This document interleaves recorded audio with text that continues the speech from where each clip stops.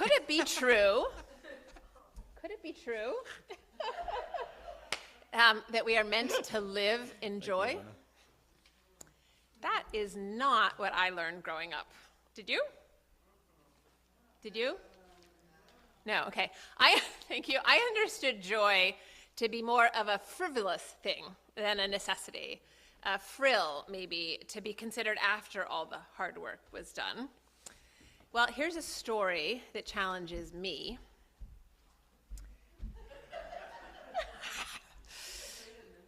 She is great at so many things, for real.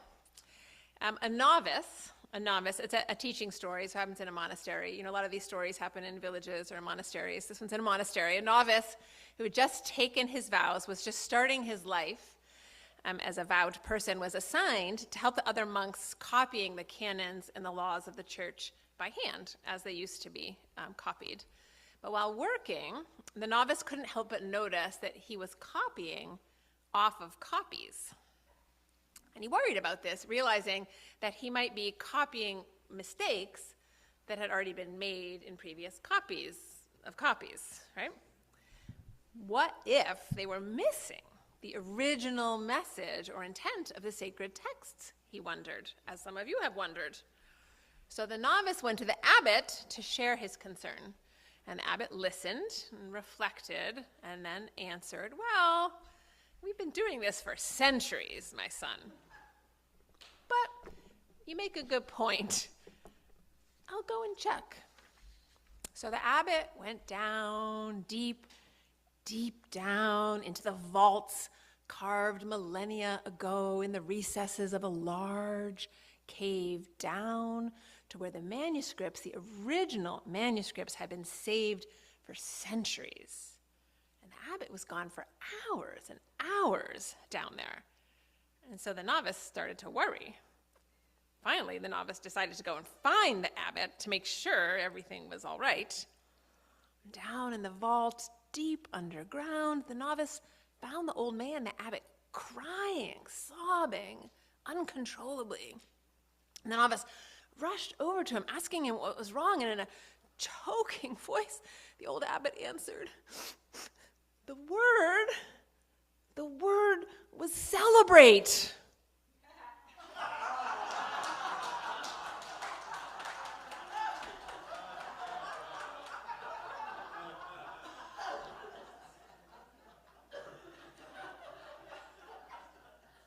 What if it's true? What if we're meant to live joyfully, despite the horrors and injustices of the world we live in? If it's true, if we accept that the pursuit of happiness is important enough to belong in that first sentence of the Declaration of Independence, along with life and liberty, then the question becomes, how? How can we live more joyfully knowing? How can you live more joyfully knowing what you know? How can you live joyfully knowing there are families starving to death in Gaza? There are people all over the planet, including in our own country, who are unjustly imprisoned right now. 1 in 5 children in the United States of America live in food insecure households. How can you live joyfully knowing? If Alice Walker is right, though, and joy is the secret of resistance to tyranny and oppression, then knowing what prevents and what allows us to live joyfully is essential. And since sometimes we learn what something is by studying its opposite, I want to talk with you this morning about Irene. Years ago, as our team of ministers was discussing how we could best coordinate our care for Irene, I called her in this conversation the most unhappy woman in the world, and said that one day I wanted to write about her. That day is today. Irene was a woman scientist in an era before there were many women scientists, and Irene was justly proud of her intellect. She enjoyed running a program for retired people at church, reaching out to schedule engaging speakers for monthly lunches. A learned woman who knew political and religious history. She enjoyed recounting the journey her parents had made from Hungary to the United States of America and how pleased she was to discover the Unitarians, a welcome contrast to the Reformed Church of her childhood, becoming the first woman president of Hope Unitarian Church in Tulsa, Oklahoma. Accomplishments as a woman mattered to Irene. Her mother had died when she was only 6 years old, and even though she told me, I guess my father did his best, the persistent pain Irene carried at her father's old world favoritism for boys, including for Irene's brother, was ever present, as was Irene's dislike of the woman her father chose to marry not long after her mother's death. Irene's list of reasons to resent life doesn't end there. She was divorced. Her husband had had an affair and left. She was also estranged from her one son, who had left Oklahoma and moved to the West Coast. She had no relationship with her ex-husband and did not see or talk to her one grandchild very often at all. Depression had long been part and parcel of her life experience, as was taking antidepressants.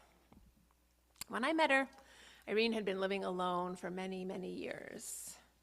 As her health began to fail, finally resigning herself to the need for more physical support, she moved into a nursing home, a place, you guessed it, that Irene hated. She hated it so much. The staff couldn't help but be aware of her dissatisfactions and her frustrations and her complaining, finally telling her she couldn't stay there anymore. I remember the room Irene moved into, where she lived her last several years. Although it had a door which opened on an inner courtyard of the building, she never opened the door, nor did she ever allow me to open the door. And although there were windows, both in her bedroom and in her living room, we never looked through them because Irene kept every shade on every window pulled all the way down. Often Irene, in despair, would tell me that she wanted to die. Sometimes I would remind her that she had the power to make that choice. She could stop eating and drinking, and that would do it. But she didn't want to discuss that. Other times, I would all but beg her to allow me to open the shades and the windows, but she didn't want to discuss that either. Every now and then, sounding like a little girl, she would tell me how terrified she was. I'm so scared. Barbara, I'm so scared. I think the thing she was so afraid of had already happened long ago. But our sweetest moments of connection were when she would let me hold her lightly while she cried softly for just a few minutes. I like to imagine Irene as a little girl when joy was more readily accessible to her.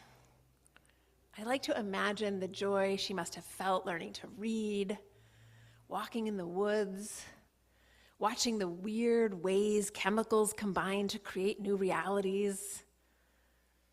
In Buddhist thinking, joy is called a divine abode and is considered an expression of our true nature. Joy, a simple heart celebration of life itself.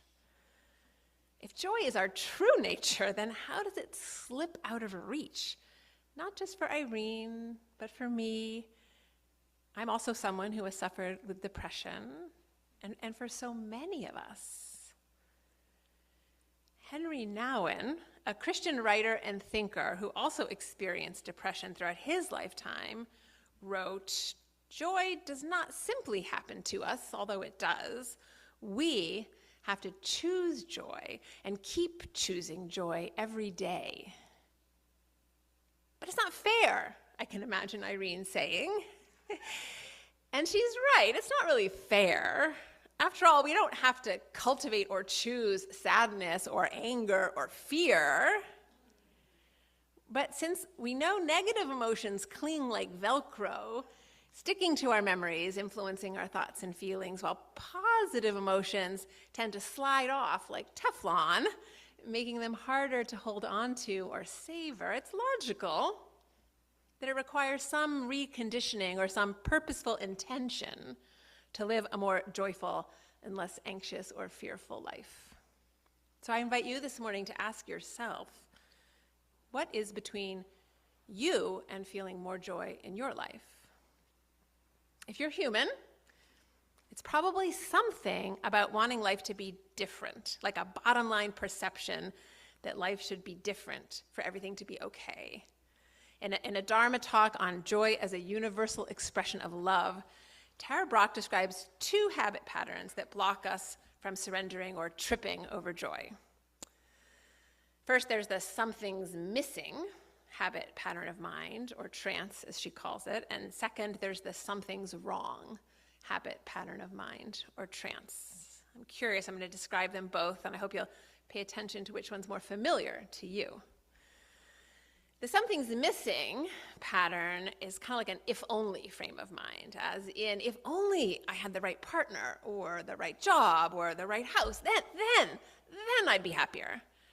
We do it with big things, like if only I were healthy, or wealthy, or wiser, or if only people would wake up and see that the emperor has no clothes. Then I could be happy. And we also do it with little things. If only my partner wouldn't criticize me, or if I could sleep a little longer, or have a glass of wine, or a bowl of ice cream, or get this project done, maybe then. Or maybe this morning the sounds of resistance sound like if only the Social Justice Council, or the worship team, or the minister would, you can fill in the blank, then I could relax and be happy. When we're in if-only mind, we're leaning forward, and we're not in the one place where we can actually find true happiness or joy, which is here and now. That feel familiar to anyone? The if-only frame of mind? See some nodding heads. Then there's also the something's wrong habit pattern of mind. This is the second one. We might be blaming other people for not doing what they should be doing, or for not doing it the way we want them to be doing it, or we might be blaming ourselves for not doing a good enough job or doing the right thing. But those traces of resentment and trances of unworthiness also stop us or block us from embracing the world and each other in a wholehearted and joyful way, just the way we are. In something's wrong mind, it's kind of like we're leaning back or away from the joy that's available in the present moment. Who does that one feel familiar to? They both feel familiar to me. Very familiar. So thankfully, in the Book of Joy, which I brought with me this morning, the Dalai Lama and Archbishop Desmond Tutu, two people who have suffered greatly, as you know, one through exile and occupation, and the other through apartheid and discrimination, they explore what blocks joy and what lets joy in. And they both affirm, one from a Buddhist and the other from a Christian perspective, that it's our perspective itself that is our final freedom, determining how we experience our own lives, joyfully or not.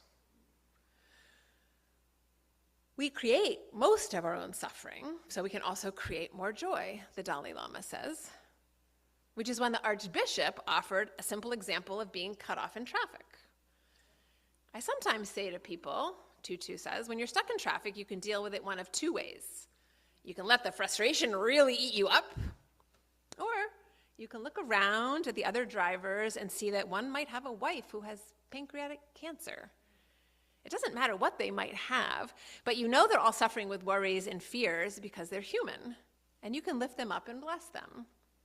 The very fact of not thinking about your own frustration and pain does something. I don't know why, but it will make you feel better. In the same book, we learn about the life of Anthony Ray Hinton, a man who was unjustly sentenced to death row for murder. Unjustly sentenced. He was understandably angry and heartbroken at how the American justice system had failed him, and he chose not to speak at all for years, only writing notes in prison when absolutely necessary. But going into his 4th year, he says, I heard a man in the cell next to mine crying. The love and compassion I had received from my mother spoke through me, and I asked him what was wrong. He said he had just found out that his mother had passed away. I said to him, look at it this way. Now you have someone in heaven who's going to argue your case before God. Then I told him a joke, and he laughed. Suddenly my voice and my sense of humor were back. For 26 long years after that night, I tried to focus on other people's problems. And every day I did, I would get to the end of the day and realize I had not focused on my own. Amazed, the author Abrams writes, Hinton was able to bring love and compassion to a loveless place. And in doing so, he was able to hold on to his joy in one of the most joyless places on the planet. How did he do it? By accepting his life as it was, as unjust as it was, on its terms, setting him free to find connection and meaning right where he was. Hinton's transcendence of his own pain through radical acceptance and his capacity to soften and open his heart despite how he had been wronged seemed completely unrealistic and unattainable to me. Until I realized that I've been watching y'all do the very same thing over the last few weeks. One doesn't have to be unjustly imprisoned to know fear, uncertainty, and real danger. One can simply live in the Pacific Northwest, where on any given day, as we've heard already this morning, forest fires start, evacuation orders are given, and homes are lost. Despite the harshness and risks of this reality, instead of being paralyzed by fear or controlled by anger or overcome by sadness, y'all have been demonstrating a capacity to accept life on its terms with all its pain and imperfection and beauty, and to remain open and loving. You are modeling for me a way of being based on a radical acceptance of what is.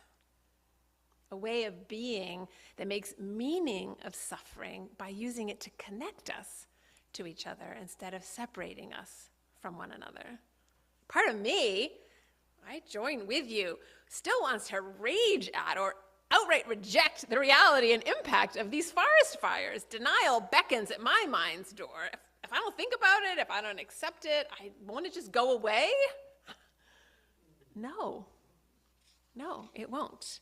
To the contrary, only seeing and accepting the conditions of this warming planet as she is allows us to have important conversations with each other and with Grange members, with our community, our larger community. As counterintuitive as it may seem, and you can transpose the fires to other challenges in your lives, acceptance is the opposite of resignation and defeat.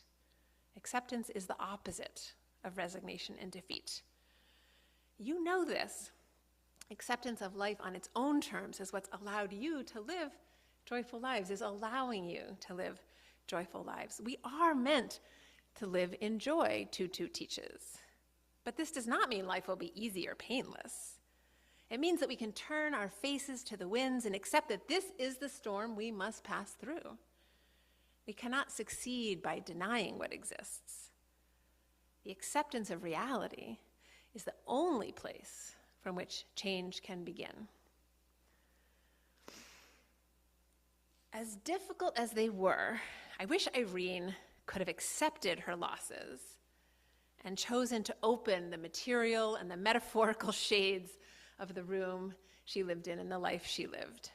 I wish she could have let in the light and the life the meaningful connections and the joys that were right there for her, right until the end. And this morning, no matter what's happening in your own lives or in the world around us, I wish the same for each of you. Choosing joy was actually my mother's last challenge to me before she died. I'm not making this up. I couldn't. So I will leave you with the same challenge she left me with. Florence was her name.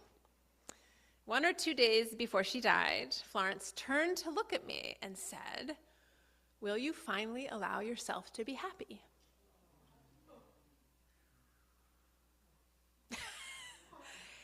So this morning I say yes. Yes, Mom.